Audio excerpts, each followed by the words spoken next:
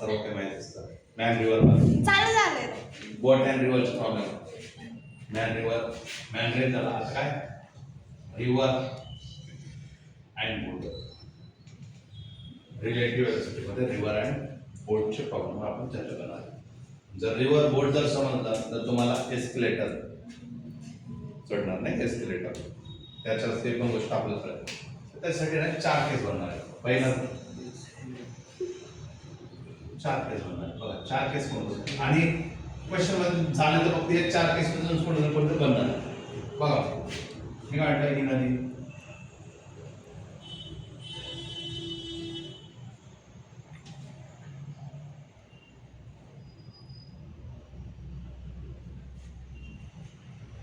Simple केस होणार आहे. तुझा याच्यामध्ये काय बोट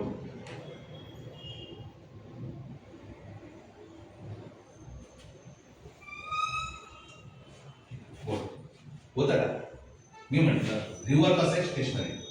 नदी थांबली म्हणजे मी त्याला म्हणतो नदीच्या स्पीडसाठी मी आर यूज करतो. आर म्हणजे काय रिव्हर स्पीड. आर म्हणजे काय रिव्हर स्पीड. बी म्हणजे काय speed of boat. Speed of boat. दुसरा असतो बी प्लस आर, मग त्याला म्हणतो आपण डाऊन स्ट्रीम. आणि बी मायनस आर त्याला म्हणतो अप स्ट्रीम. हे समजून जर घ्यायचं असेल ना या पद्धतीने समजूया. इथून असं पाणी आणि इथून ही ओळी अपस्ट्रीम आणि डाऊनस्ट्रीम लक्षात ठेवायसाठी कन्फ्युजन नको व्हायला म्हणून. नदी अशी, नदी अशी, नदीची डायरेक्शन ही आणि बोट पण जर या डायरेक्शन घेत असेल बोटला वरती घेतो. बोटकडे 3 पॉसिबिलिटी. नदीचे थोडेच पॉसिबिलिटी. नदी तर अशीच पडणार, नदीचं डायरेक्शन किती जातं. पण बोट जर मी म्हटलं खाली येते, बोट काय खाली येते, बोटची डायरेक्शन काय होते खाली ना.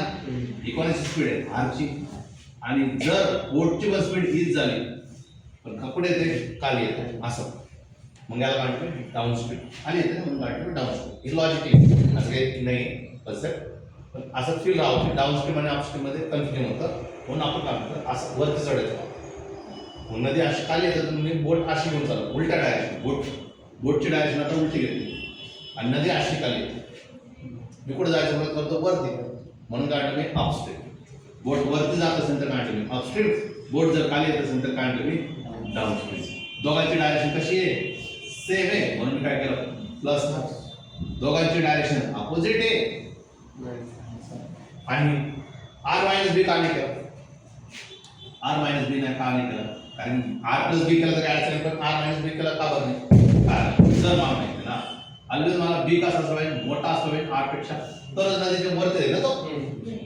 बोटचं स्पीड तेवढं जोरात ठेवावं लागेल तर तो नदीला क्रॉस करू शकतो. जर बोटचा जर स्पीड कमी असेल नदीच्या स्पीड पेक्षा तो काय बॅक साईड टेकला जाईल ना. म्हणून ऑलवेज म्हणून आपण काय करतो बी मायनस आर. हे लॉजिक कळलं. अपस्ट्रीम डाऊनस्ट्रीम थोडंसं फील झालं काय नदी असं खाली येते तर मी वरती चाललोय म्हणजे काय अप करतोय खाली येते म्हणजे काय नदी पण खाली येते बोट पण खाली येते म्हणजे कोणतं झालं डाऊनस्ट्रीम. आणि वरती जातं. आता मला सांग कोणाला टाइम जास्त लागेल वरती चढण्यासाठी जास्त टाइम लागेल तर खाली उतरण्यासाठी जास्त टाइम लागेल वरती चढण्यासाठी. म्हणजे हे पण कळालं तुम्हाला. अजून मी काहीच शिकवलं नाही तर तुम्हाला कळालं टाइम ऑफ अप आणि टाइम ऑफ डाऊन. तुम्हाला कळालं याचं टाइम जास्त लागेल. त्याचा फील झाला का नाही. आता मी काय म्हटलं रिव्हर कसं माझं स्टेशनरी. रिव्हर कसं माझा स्टेशनरी. रिव्हर माझा स्टेशनरी.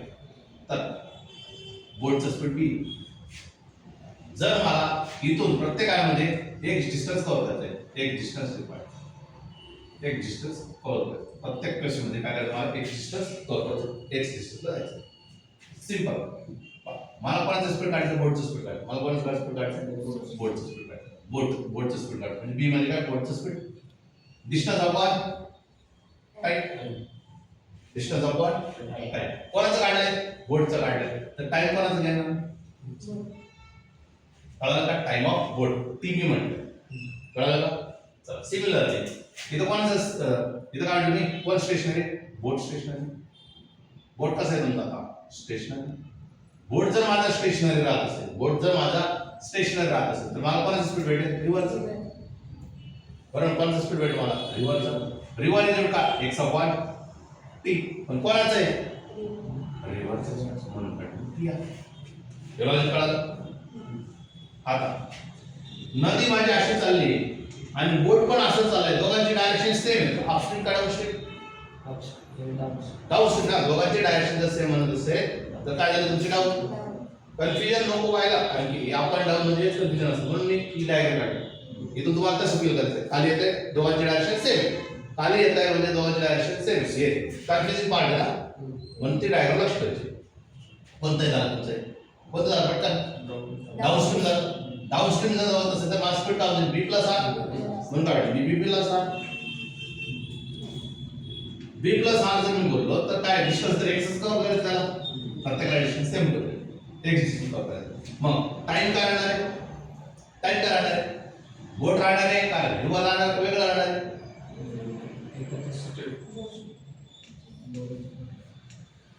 टीडी राहील का बरं टीडी कारण की डाऊनस्ट्रीम आहे ही कोणती झाली तुमची डाऊनस्ट्रीम झाली आणि कोणती झाली तुमची अपस्ट्रीम झाली डाऊनस्ट्रीम साठी मी काय लावलं टी इनटू टी आणि यासाठी काय लावलं लॉजिक कळलं का इथं काय येणार स्पीड काय घेणार तुम्ही बी मायनस एक्स जसा तसा इथं काय लावणार मग टी कोणते घेणार आता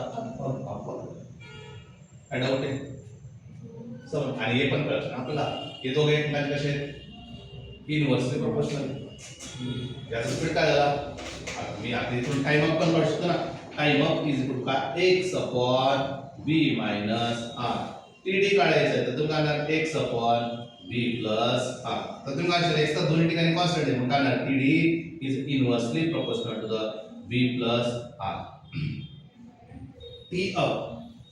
t up is inversely proportional to the b minus r मला सांग इथला स्पीड काय झाला वाढला कमी झाला स्पीड वाढला तर टाइम कसं लागेल कमी लागेल मग तिथं तेच म्हणतात आपण टाइम अप कोणाचा जास्त लागणार टाइम अपचा लागणार आणि टाइम डाऊनचा काय लागणार स्पीड कमी लागणार लॉजिक क्लिअर आहे काय बोललो त्याला आता पहिला टाइपचे क्वेश्चन कसे म्हणतात डाऊट येतं फ्यूज झाला तुम्हाला काय बघा निघा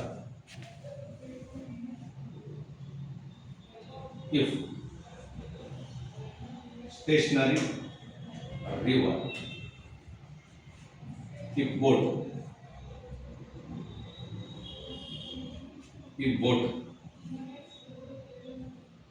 covers 30 kilometer in 3 hours 30 kilometer in 3 hours then find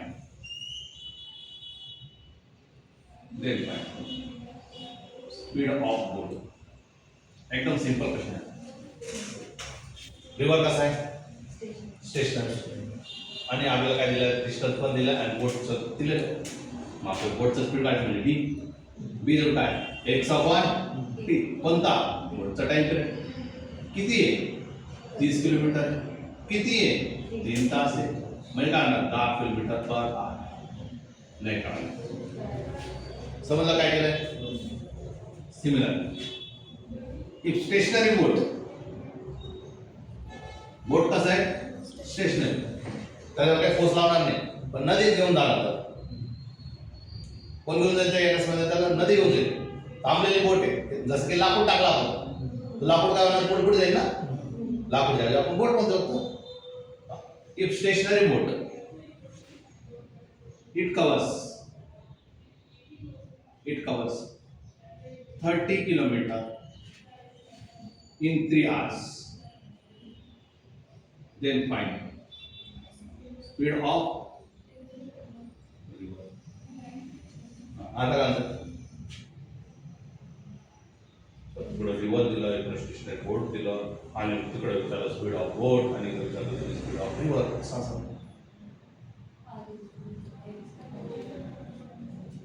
R is equal करणार तुम्ही x upon T I x upon T I पण रिव्हरचं काय दिलंच नाही बोट कवलं बोट थांबलेला आहे ना बोट काय थांबलेला आहे जे कोण टाइम लागणार ते कोणामुळे लागणार आहे रिव्हर मुळे लागणार आहे जरी त्यांनी असं म्हटलं stationary boat it covers, stationary boat cover करतो, कोणामुळे करतोय? रिव्हरमुळे करतोय, म्हणजे टी आर काय ऍक्ट होईल? टीडी ऍक्ट होईल. चल एक्स किती आहे? 30, आर किती आहे? 3, म्हणजे किती झाला? 10 किलोमीटर पर. कळालं का? बघ आता पैसे थोडंसं क्वेश्चन झालं, हे लॉजिक कळालं? एकदम simple paper.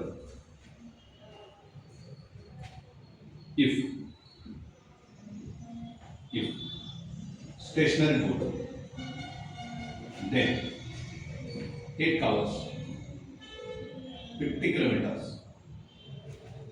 in 25 hours. 50 kilometers in 25 hours. And stationary boat,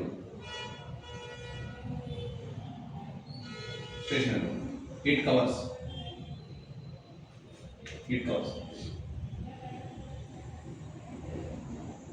50 kilometers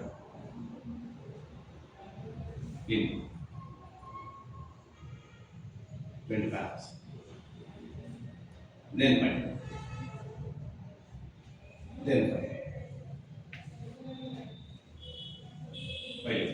Speed of boat. Next, speed of river. This upstream.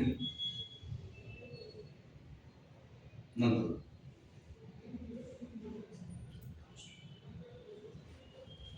upstream and downstream. असं म्हणजे आपण वरती तर काढू देते स्पीड ऑफ बोट आणि स्पीड ऑफ रिव्हर काढायचं नाही, स्पीड ऑफ बोट काढायचं नाही. म्हणजे काय करणार? बी जोड काय? X upon TB. एक्स किती आहे? 50. टीबी किती आहे? 25. म्हणजे किती झालं? 2 किलोमीटर पर आवर चाललंय. 2 किलोमीटर पर आवर चाललंय. नंतर सेकंड मध्ये कोणाचं काढायचं आहे? रिव्हरचा. रिव्हर जोड काय? X upon T R. X किती कव्हर करतो त्यांनी सांगितलं? 50 किलोमीटर. आणि हे किती आहे? 25. म्हणजे काय झालं? 2 किलोमीटर पर आवर. नाही कळालं? मग तुम्हाला जर विचारलं तिसरं काय? अपस्ट्रीम विचारलं तुम्ही विचार बी plus R. B plus R म्हणतो ना, बी प्लस आर. बी किती आलेला आहे? 2. सॉरी अपस्ट्रीम आहे. अपस्ट्रीम म्हटलं काय? बी मायनस आर. 2 मायनस 2 किती आले? 0. चौथं डाऊनस्ट्रीम. डाऊनस्ट्रीमसाठी काय होते? बी प्लस आर म्हणजे 2 + 2 4. काय होते? समजलं? अपस्ट्रीम आणि डाऊनस्ट्रीम. उद्या थोडंसं ॲडव्हान्स लेवलचे याचे क्वेश्चन कळायला हवं.